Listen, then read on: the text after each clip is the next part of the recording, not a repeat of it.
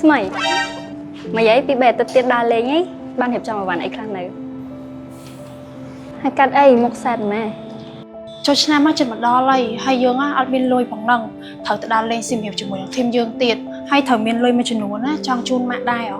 ហើយប្រាក់ខែហ្នឹងគឺបើកចុងខែទៀតចឹងទៅចង់សុំមេបើកលុយមុនបានអត់ណោះអត់អីទេខ្ញុំមានវិធីអីយើមកនេះគឺជា PPC Bank អនុទានរហ័សនៅនេះគឺគេផ្ដល់ទំហំកម្ចីដល់ទៅ2លានរៀលហើយសម្រាប់ការស្នើសម្រាប់ការសងត្រឡប់គឺងាយស្រួលមែនតើដោយគ្រាន់តែមាន PPC Bank Mobile App ទេគេធ្វើមិនខ្លៅដើម្បីស្នើក្នុងកម្ចីនឹងបានអញ្ចឹងមកនេះមកខ្ញុំប្រាប់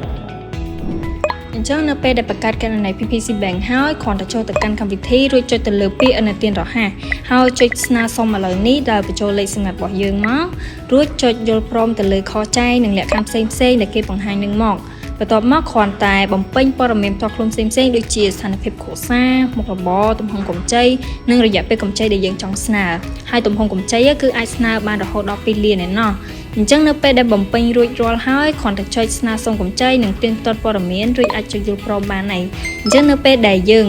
រួចរាល់អស់ហើយគេនឹងមានឲ្យយើងធ្វើការណែនាំអំពីការវាយតម្លៃខ្លីមួយនៅលើ Clippass កន្លែងហ្នឹងហើយយើងគ្រាន់តែមើលសំណួរហើយឆ្លើយទៅតាម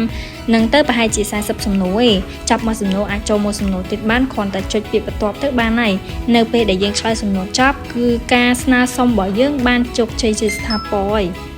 ឥឡូវយើងបានស្នើសុំកម្ចីនឹងហើយតោះមកមើលបានមកគ្នាបានទេ